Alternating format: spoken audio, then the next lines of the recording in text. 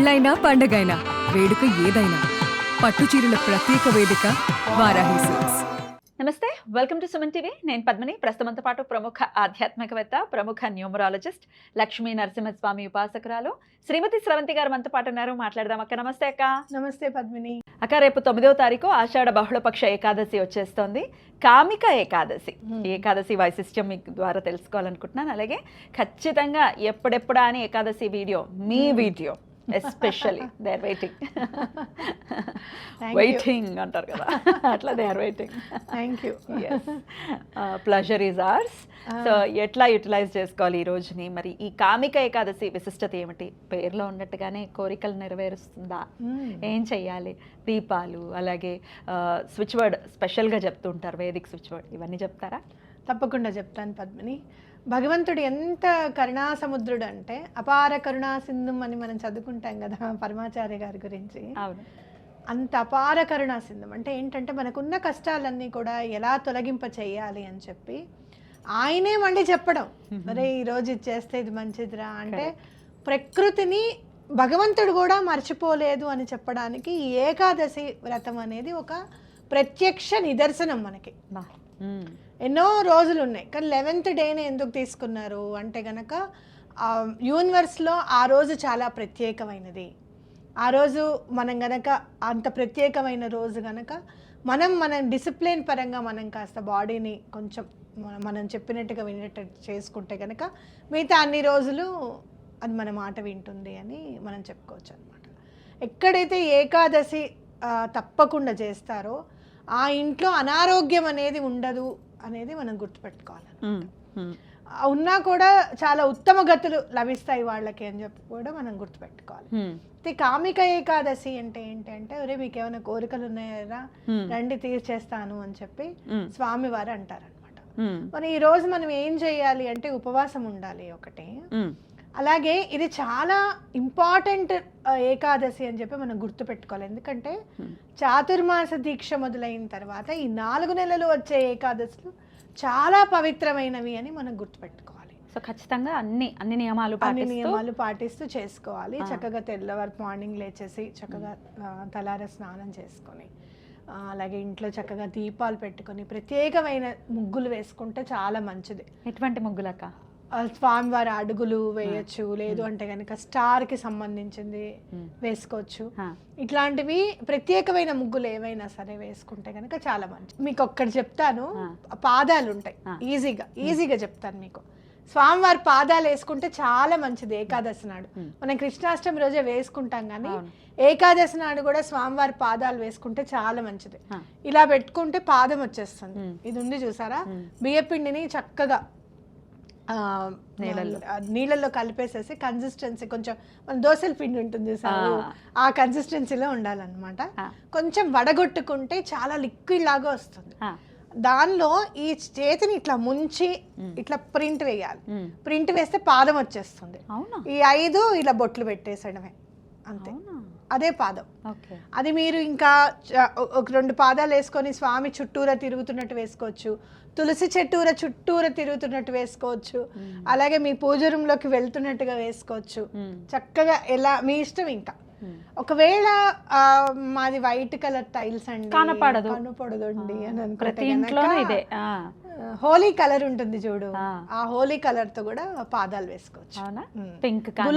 గులాల్ స్వామి ఎప్పుడు ఆడుకుంటూనే ఉంటారు కదా, ఇంకా గులాల్తో నైట్ అంతా వసంతోత్సవం అని చేస్తూ ఉంటారు కదా అక్కడ, ఎప్పుడు చేస్తూనే ఉంటారు. కాబట్టి ఆ గులాల్ ని కూడా యూస్ చేసుకోవచ్చు అనమాట. పాదాల గనక వేసుకుంటే స్వామి ప్రత్యక్షంగా ఆ రోజు మన ఇంట్లో ఉన్నట్టే లెక్క. ఎట్లా ఒక 2 అట్లీస్ట్ వేసుకోండి. 2 పాదాలు పూజ రూమ్ లో వేసుకోండి, బయట వేసుకోండి, తులసి చెట్టు దగ్గర కంపల్సరీ వేయండి. ఎందుకంటే ఆవిడకి ఇష్టం కదా, స్వామి అంటే చాలా ప్రాణం ఆవిడకి. నా దగ్గరే ఉన్నాడు అనుకుంటుంది. ఓకేనా? ఓకే అక్క. అయితే తులసి దేవుడి గదిలో వేయాలి అంటే నాకు డౌట్ వచ్చింది. ఇప్పుడు గట్టు మీద ఉంటున్నాయి కదా అన్ని దేవుడి గదులు కూడా, పాదాలు ఎటు ఉండాలి అంటే ఆయన లోపలికి వెళ్తున్నట్టు ఉండాలా? మనం లోపలికి వెళ్తున్నట్టే ఉండాలి, అంతే. ఆయన బయటకు వస్తున్నట్టుగా ఉండకూడదు, పంపించినట్టే ఉండాలి. ఆయన మాకు, మనం ఆయనకి, ఆయన మనకి బంధుత్వం ఉంది, బంధీలం అయిపోయాం, అంతే. ఓకే చెప్పండి. అట్లా ప్రేమతో ఉంటే, ప్రేమ ఎక్కడ ఉంటే కృష్ణుడు అక్కడ ఉంటాడు అనేది మనం గుర్తుపెట్టుకోవాలి.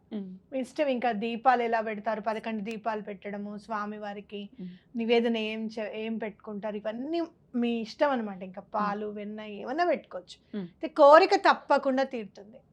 కానీ కామిక ఏకాదశి నాడు ఏమీ కోరకుండా కేవలం తులసి దళం సమర్పించి, ప్రతి ఏకాదశి నిన్ను కోరేదేగా స్వామి, ఈసారి నువ్వేం ఇవ్వాలనుకుంటున్నావు అది ఇచ్చే అని చెప్పి దండం పెట్టుకుంటే ఎటువంటి పరిస్థితుల్లోనూ అన్ని సమస్యలు తీరిపోతాయి.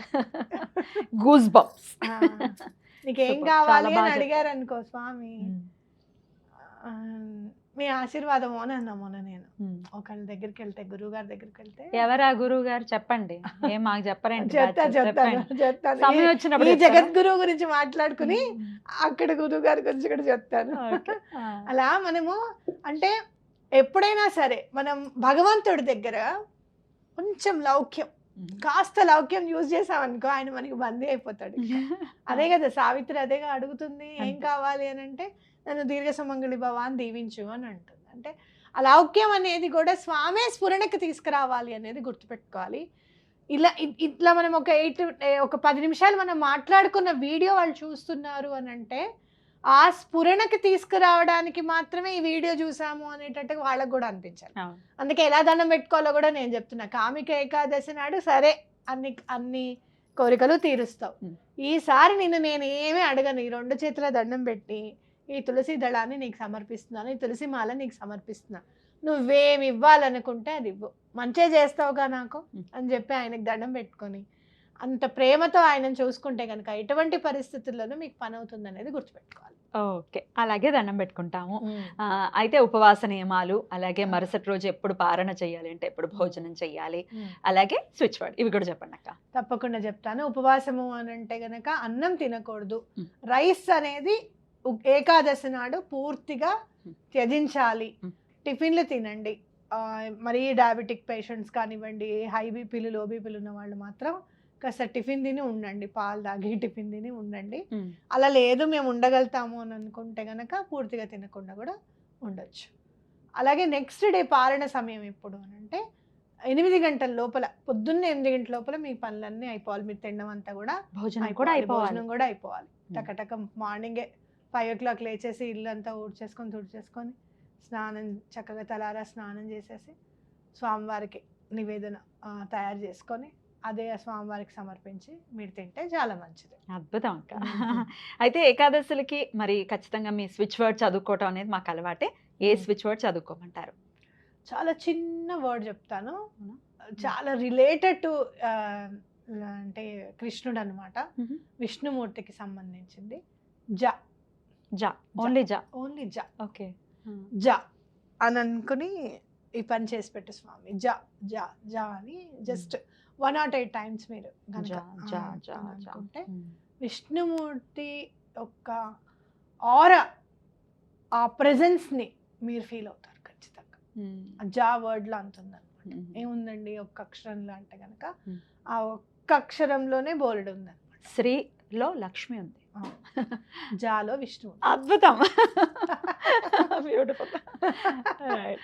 జాలో విష్ణు ఉన్నాడు కాబట్టి జా అని అనుకుంటే చాలు. దీనిలో మీరు ఫైన్ రీచ్ కూడా యూజ్ చేయొచ్చు. జా ఫైన్ రీచ్, జా ఫైన్ కౌంట్, డివైన్ నౌ, అలా జాతో మీకు సంబంధించిన స్విచ్ వర్డ్స్ ఏమన్నా ఉంటే కూడా జా కాన్వలెక్సా, ఇట్లా కాన్వలెక్సా అంటే చాలా డబ్బు రిలేట్ చేసుకోవచ్చు అనమాట.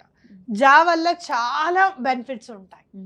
మీ ఫస్ట్ మీకున్న రూట్ చక్రాలో ఉన్న మలినం అంతా కూడా క్లియర్ అయిపోతుంది అనమాట. జా అంటే నువ్వు చూడు, జా నువ్వు ఎక్కడి నుంచి వస్తుంది? జా కింద నుంచి, నాభిస్థానం నుంచి వస్తుంది. జా అంటే ఏంటంటే ప్రాణం ఎక్కడైతే ఉంటుందో, ఈ ప్రాణం అనేది ఎక్కడి నుంచి అయితే స్టార్ట్ అవుతుందో అక్కడ ఉందన్నమాట. అది మొత్తం అంతా మొత్తం వ్యాపిస్తుంది అనమాట. ఇక్కడ ఉన్న నర్వ్స్ అంతా మొత్తం అంతా వ్యాపిస్తాయి కదా. సో అక్కడ మనం ఆ ఎనర్జీ అంతా మన బాడీ అంతా కూడా వ్యాపింపజేస్తుంది అనమాట. చాలా బాగా పనిచేస్తుంది. ఆ ఎనర్జీని, స్వామివారి ఎనర్జీని మీరు తప్పకుండా అంటే ఫీల్ చేయగలుగుతారు. You can observe the aura of lord Vishnu.